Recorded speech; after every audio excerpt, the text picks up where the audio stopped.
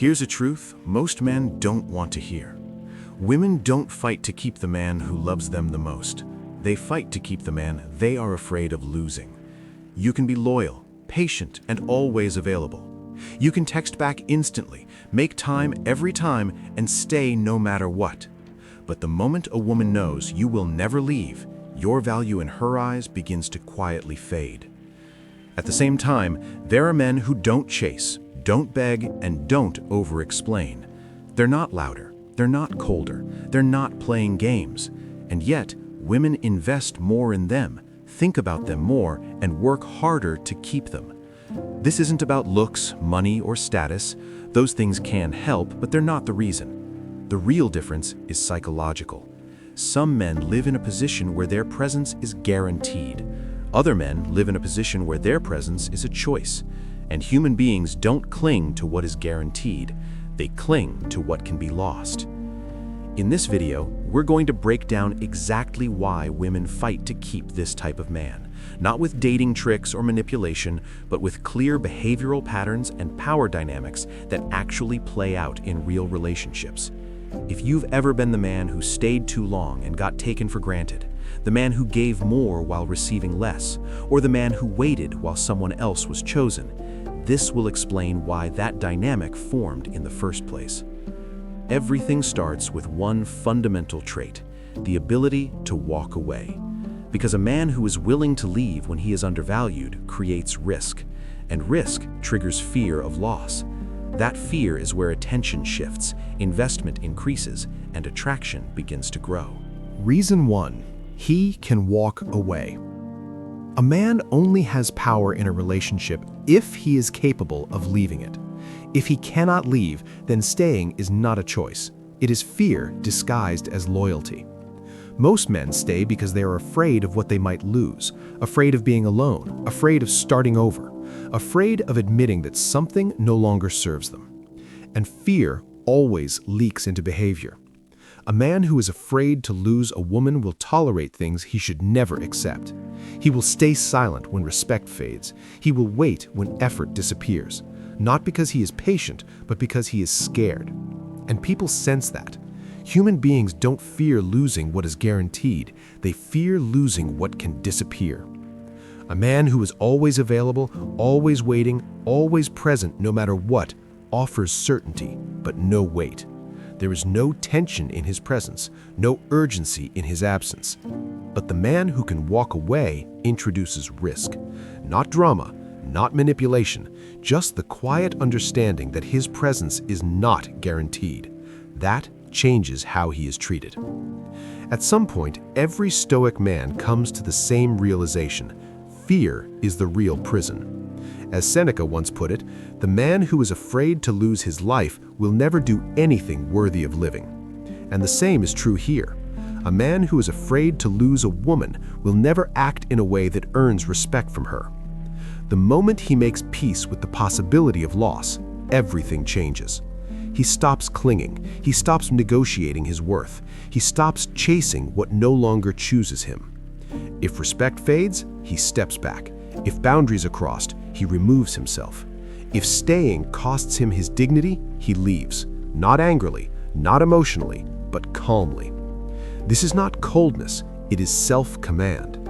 Most men abandon themselves long before a woman ever leaves them. They trade dignity for proximity and call it love. The Stoic man refuses that trade. Because he understands something simple. A man who can walk away cannot be taken for granted, and that is why women fight to keep him. Not because he threatens, not because he manipulates, but because he is not controlled by fear. And freedom, real freedom, is rare. A man who can walk away has already reclaimed his freedom. But here's the deeper question. If he can leave, why isn't he afraid to? Why doesn't he panic at the thought of losing her? Why doesn't he cling the moment distance appears? The answer is simple, and it leads us to the next reason. He does not need a woman to confirm his worth. A man who depends on external validation will always stay longer than he should. He will endure what erodes him, because leaving would mean questioning his value. But the man who knows who he is doesn't need permission to walk away. and that inner independence is what gives his actions weight. This brings us to the next reason women fight to keep this kind of man. Reason 2. He doesn't need women to validate his worth. A man who can walk away is dangerous to the wrong dynamic. But what truly makes him different is not just that he can leave. It's that he doesn't need a woman to tell him who he is. Most men tie their sense of worth to how much attention they receive, how quickly she replies, how often she shows interest, how afraid she seems of losing them. And when that validation disappears, so does their confidence. The Stoic man lives differently. His value does not rise or fall based on someone else's mood, desire, or approval. He enjoys connection, but he does not depend on it. This creates a quiet imbalance, because when one person needs the relationship more than the other, power has already shifted. The man who needs validation will over-explain. He will chase reassurance. He will tolerate behavior that slowly erodes his self-respect. The man who does not moves calmly. He listens, he observes, and he acts only when something aligns with his standards. At some point, every Stoic understands the same truth. You cannot outsource your self-worth. As Marcus Aurelius reminded himself, you have power over your mind, not outside events. Realize this, and you will find strength. A man who lives by that principle does not ask a woman to complete him. His life already has structure, direction, purpose. A woman enters that life as a complement, not a cure. And that is felt immediately. There is no urgency in his voice, no desperation in his actions, no fear behind his boundaries, because losing her does not mean losing himself. This is why women respond differently to him, not because he withholds affection, but because he does not seek identity through it. His attention feels earned, his presence feels chosen, and people instinctively value what is chosen freely more than what is given out of need. The man who does not require validation cannot be controlled by it, and that inner independence is what makes him impossible to replace. Reason 3. He sets clear boundaries and defends them. A man who knows his worth doesn't need to announce it. He shows it through what he allows and what he refuses to tolerate. Boundaries are not rules imposed on others. They are limits a man sets for himself. How much time he gives, how much disrespect he absorbs, how much emotional chaos he allows into his life. The Stoic man is precise here.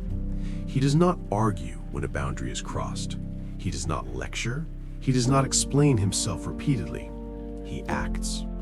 If his time is disrespected, he withdraws it. If his effort is taken for granted, he reduces it. If his standards are ignored, he removes himself. Not to punish, not to teach a lesson, but because staying would mean betraying himself. This consistency is what creates respect. People do not respect men who talk endlessly about boundaries. They respect men whose behavior makes those boundaries unmistakable. At some point, every Stoic arrives at the same realization. What you tolerate, you teach. As Epictetus once observed, if you want to improve, be content to be thought foolish and stupid. The man who enforces boundaries is often misunderstood at first. He may seem cold, uncooperative, difficult, but he is simply unwilling to sacrifice his inner order for external approval. That restraint is felt. A man who protects his time and energy signals that these things have value, and anything with value must be treated with care. This is why women respond differently to him, not because he is controlling, but because he is consistent. There is no confusion about what is acceptable, no guessing where the line is. Clarity creates safety, and safety, paradoxically, creates attraction. Because when boundaries are clear, effort becomes intentional, which brings us naturally to the next shift. A man who knows his limits does not hesitate when action is required. He decides quickly and he moves. Reason 4. He is decisive and acts quickly. Indecision is rarely about logic. It is usually about fear. Fear of choosing wrong. Fear of losing options. Fear of responsibility. Most men hesitate because hesitation feels safe. As long as nothing is decided, nothing can be lost. The Stoic man sees this differently. He understands that clarity is more valuable than comfort, and that prolonged uncertainty slowly corrodes respect. So, when something reveals itself as misaligned, he does not linger. He does not wait for the perfect moment. He does not hope things will fix themselves. He decides and he moves. This decisiveness is not impulsive. It is grounded. He has already done the thinking, already measured his values, already accepted the cost of action. When the moment arrives, there is no inner debate left. This creates a sense of direction that most people lack because indecision feels unstable, but decisiveness feels anchored. At some point, every Stoic learns that delay is a decision in itself. As Marcus Aurelius reminded himself, waste no more time arguing what a good man should be. Be one. The man who lives by that line does not perform certainty, he embodies it. He does not rush to convince, he does not chase agreement. He simply acts in alignment with his principles, and that alignment is felt immediately. There is psychological safety in being around someone who knows where he stands, even when his decisions are difficult, even when they disappoint. Because clarity, even painful clarity, is better than prolonged ambiguity. This is why women respond to him, not because he dominates, but because he leads. Leadership is not control. It is the willingness to move first and accept the consequences. And here is where the pattern becomes clear. A man who decides quickly is rarely attached to outcomes, which means he is not afraid to lose. And that absence of fear opens the door to the next reason. He does not operate from scarcity. Reason 5. He is not trapped in a scarcity mindset. Here is the uncomfortable truth most people avoid. The more someone fears losing you, the less they value you. That fear always comes from the same place, scarcity. The belief that this is the only chance, the only connection, the only door that will ever open. The Stoic man does not live there, not because he has endless options, but because his life is not centered on being chosen. He has work that demands him, goals that pull him forward, a private world that continues with or without approval. Because of that, he does not cling. He enjoys presence, but he is not attached to permanence. This shifts everything. A man operating from scarcity will overinvest early. He will give too much too soon. He will try to secure what should be allowed to unfold. The Stoic man moves with restraint. His attention is selective. His energy is conditional. His investment increases only when effort is returned. This restraint creates tension. Not artificial tension, but the kind that comes from knowing nothing is guaranteed. At some point, Stoicism strips life down to a simple equation. Attachment creates suffering. As Epictetus warned, do not seek for things to happen the way you want them to. Rather, wish that what happens happen the way it happens. A man who internalizes this is no longer afraid of outcomes. He does not chase certainty. He does not bargain for reassurance. And paradoxically, this makes him harder to replace. Because people do not crave what is freely given. They crave what must be earned. The man who is not afraid to lose becomes a challenge, and challenges invite investment, which leads directly to the next reason. A man who is not scarce does not rush to give everything. He creates space for others to step forward, and when they do, they become invested. Reason 6. He makes her invest. Here is what most people misunderstand about attraction. It is not created by how much you give. It is created by how much the other person invests. The Stoic man understands this instinctively. He does not pour all of his energy forward. He does not rush to prove himself. He does not overwhelm with availability, not because he is withholding, but because he respects balance. His attention has weight because it is not unlimited. His interest is real, but it is not free. It must be met. When effort is returned, he steps closer. When it fades, he steps back, calmly, without resentment, without explanation. This creates a subtle shift, because when a woman begins to invest time, thought, emotion, initiative, something changes inside her. People value what they work for. They protect what costs them something. The Stoic man does not ask for investment. He creates the conditions for it. By not chasing, by not filling silence, by not rescuing the dynamic when it starts to wobble. At some point, Stoicism reduces everything to responsibility. You are responsible for your actions. Others are responsible for theirs. As Marcus Aurelius reminded himself, never value anything as profitable to you which shall compel you to break your word or lose your self-respect. A man who lives by this does not trade dignity for closeness. If effort is one-sided, he withdraws his, not to provoke fear, but to remain aligned. This forces a choice. Either the other person steps forward or the distance becomes permanent. And when someone chooses to step forward, their attachment deepens because now they have something at stake. This is why women fight harder to keep this kind of man, not because he demands effort, but because effort becomes meaningful around him. And here is the deeper shift. Once a woman has invested, the dynamic no longer revolves around pursuit, it revolves around decision. Which leads us to the next reason. The power quietly changes hands. Reason 7, he reverses the power dynamic. Here's the moment most men never reach, the moment where pursuit stops and selection begins. In most dynamics, power flows in one direction. Men chase, women evaluate. The Stoic man breaks this pattern without announcing it. Not through manipulation, not through games, but through standards. He does not try to impress his way into being chosen. He observes, he listens, he allows space, and then he decides.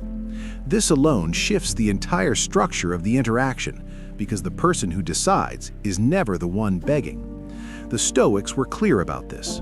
Epictetus wrote, "If you wish to be invincible, make yourself independent of what is not in your control. Approval is not in your control. Attraction is not in your control, but your standards are." The Stoic man enters every interaction already whole. He does not need to be picked to feel validated, so the dynamic subtly flips.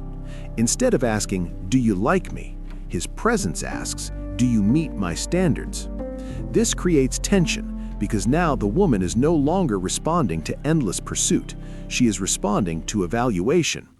She begins to qualify herself. She invests more. She tests less.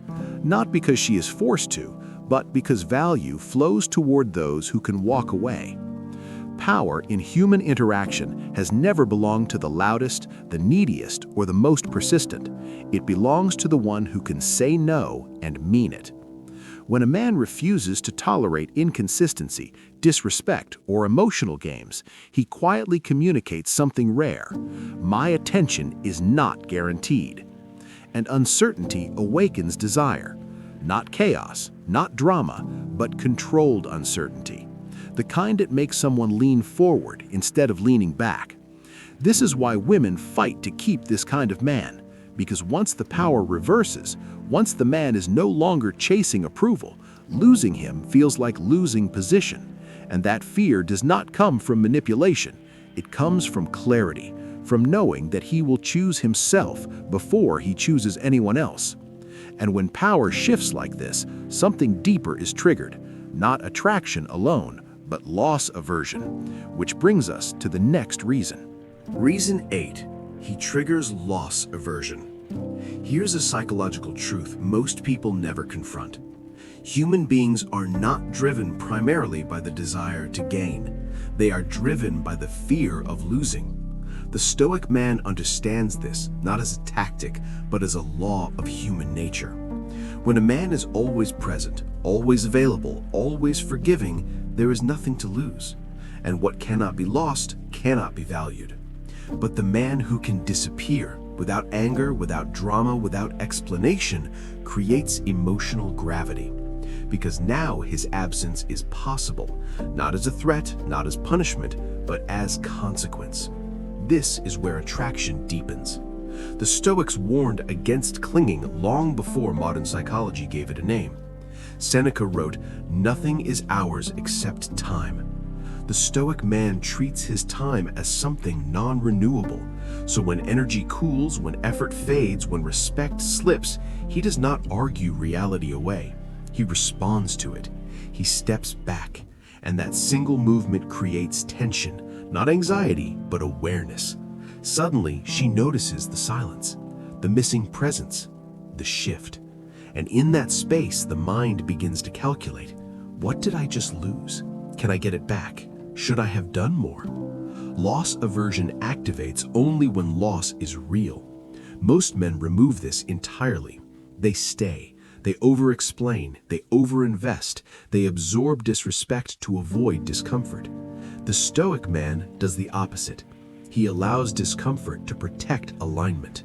He does not rush to soothe uncertainty. He lets it exist, because uncertainty is where value becomes visible. This does not make him cruel. It makes him clear, and clarity is terrifying to those who rely on ambiguity.